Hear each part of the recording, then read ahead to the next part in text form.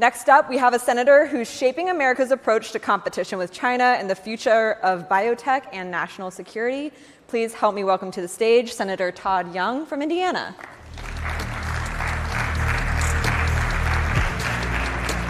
Steph. Hello, Senator. Thank you. Thanks for having me here. You know, there's so much to do these days. There's a lot to do, starting with opening government up, but not stopping there. So we're sort of getting ready for the next phase of legislation and oversight work once we open the government back up. Yeah, I have to ask, kicking this off, how long do you really think this shutdown is going to go? Is there any sign of progress at this point? We're in the phase where you're going to start to see more conversations, I think, on the floor from members across party aisles.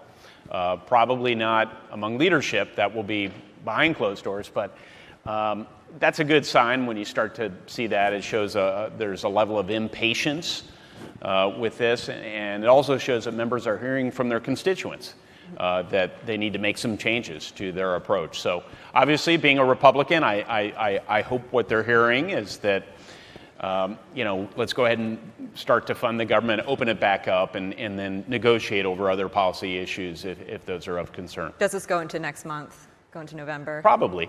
Yeah, probably. Yeah. Well, yesterday, okay, well, we'll dive into the defense topic now. Yesterday, Pentagon officials, there was news that Pentagon officials are now required to get prior approval from the Office of Legislative Affairs before providing any information to Congress. This was reported, this was a memo from Secretary Hegseth, Axios and others reported this. What do you think of that as a policy, and do you have any concerns about Congress potentially getting less information from the Department of War? Well, first, let me emphasize how important your job is and other journalists. It's essential that the American people get information about our entire national defense enterprise, from the Pentagon to other agencies of our security establishment. That said, I also have great faith in our reporters. I think you will continue to identify sources, continue to ferret information out when it needs to be delivered to the American people, and I think that'll continue. Well, are you concerned about Congress getting information, not just journalists, not just going through the media, but the Pentagon being slower to provide information to elected officials like yourself? I saw the quotes from my colleagues, Senator Mike Rounds, some of my colleagues on the Democratic side, about how valuable it is for members of Congress to get information from the executive branch, particularly from DOD. I think we can be a valuable sort of feedback loop for agency officials who are trying to get things right. Maybe a mundane example is if you're Michael Turner and you represent the Dayton, Ohio area, and you have a number of your constituents who are either veterans or active duty military, and for whatever insane reason, their payroll situation just got muddled up because of IT. It would be good to have somebody on the front lines communicating that to DOD. So that's just a pedestrian example of how a member of Congress can be helpful to DOD, and there are many other ways. So it's important that continues, and I think the administration will be responsive to that line of argument. Understood. Earlier this year, Trump signed an executive order calling for a new maritime plan. When are we expecting that to formally get released, and what are your expectations about what that might include? Right, so a number of you caught the Restoring American Maritime Dominance executive order that the administration released just months ago. The follow-on to this, a more specific plan, will be due the 5th of November. And this will lay out more specific actionable items, identifying agencies, as I understand it, and other stakeholders who are actually going to implement those ideas. And then related to that will be the legislative work that has been identified by the administration to make their vision a reality. I suspect most of that legislative work will already be embedded within legislation that myself and Senator Mark Kelly put forward, the Ships for America Act, And we've already had conversations, as you might expect, with members of the administration about how we can work together to, again, restore American maritime dominance, or as I like to say to folks back home, make American ships again. Are you expecting movement on that bill then after we see this push from the executive branch? Well, I am expecting it eventually. I don't know whether it will occur between now and year's end. I would love for that to be the case. I know so much of the administration's attention and the attention of those of us in Congress, especially leadership, is on government and shutdown and opening it back up again. So that narrows our runway. But and the NDAA will soon be consummated in conference committee. You could imagine a situation where in an expedited fashion we could wrap this into an NDAA or even get it done before year's end. But I acknowledge that in today's Washington, that would be operating pretty quickly and take executive prioritization to make that happen. Barring that, I think we've laid the groundwork with all of the stakeholders who've associated themselves with this bill to make any necessary tweaks and accommodations and get this done by Q1 of next year. Okay, great. Shifting to China here, China continues to add and expand restrictions on its exports of critical minerals. This is something that you have been raising alarm about in particular. What does the administration need to do on this? And is there any optimism of movement on legislation on this front? Yeah, for the uninitiated, and I don't think that includes anyone in this room or probably most of the people who are tuned in, but this is absolutely a defense issue. And that's a note that I have been singing here for some period of time. We need to be thinking not just about the defense platforms themselves, not just about acquisition, although we need to think about that, but supply chains.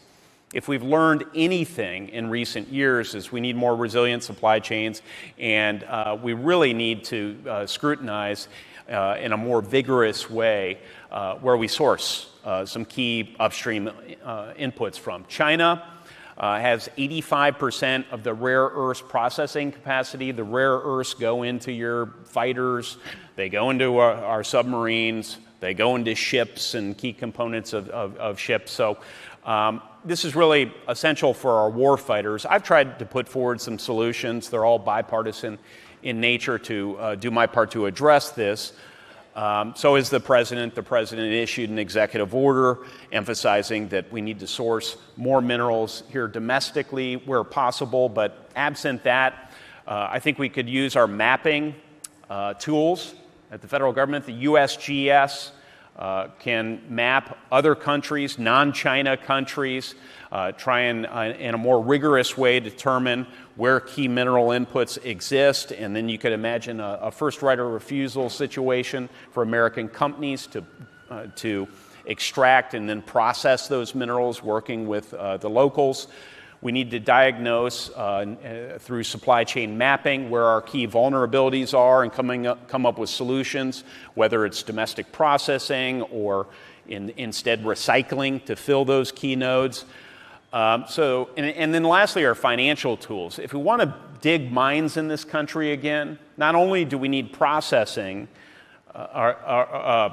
permitting legislation, and I suspect there's already been conversation today about the importance of permitting, but we also need to set a floor for the minerals that will be extracted from these domestic mines. Otherwise, you're just going to always run the risk that the Chinese will flood the market with below market priced minerals, put our mining companies out of business, which is why we don't dig any mines. So if you deal with those few things that I just mentioned, all of those are embodied in the legislation that I've either introduced or am co-sponsoring. I think you deal with 90% of our challenges.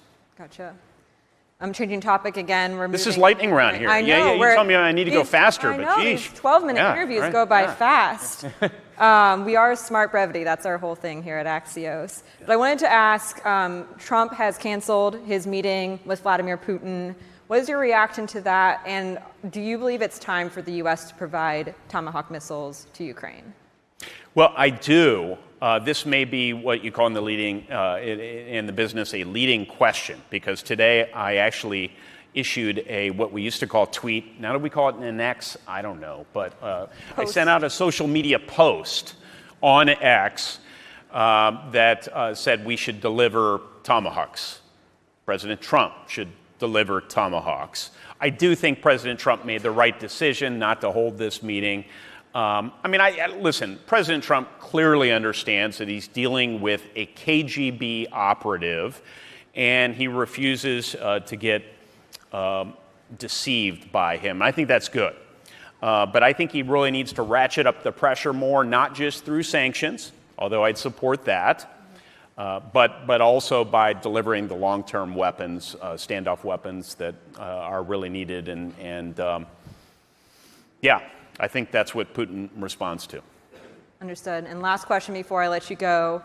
The U.S. has now conducted 7 strikes on drug vessels off of Venezuela, killing 32 publicly unidentified people. Trump has authorized CIA operations in Venezuela. You sit on the Intelligence Committee. Is Congress hearing enough about these operations? No. Congress isn't hearing enough in any forum, including in a public forum. I think legal rationales behind these issues should be openly discussed and rediscussed on an ongoing basis. If there's been any takeaway from me from the last roughly 25 years of congressional action and inaction, it's not that Congress needs to be more hands-off, that Congress needs to get out of the way. That hasn't been my takeaway. It's not the takeaway of most of my constituents, which is why, in part, that I've worked with Senator Kaine on efforts to repeal the 2002 zombie AUMF, which could have been used for other purposes, never intended, to repeal the first Gulf War AUMF. I think Congress needs to go further. Rather than just asserting our ability to authorize military force, which we certainly need to do, we also need to officially bring to close these conflicts and make clear that we have constitutional prerogatives that need to be consistently asserted.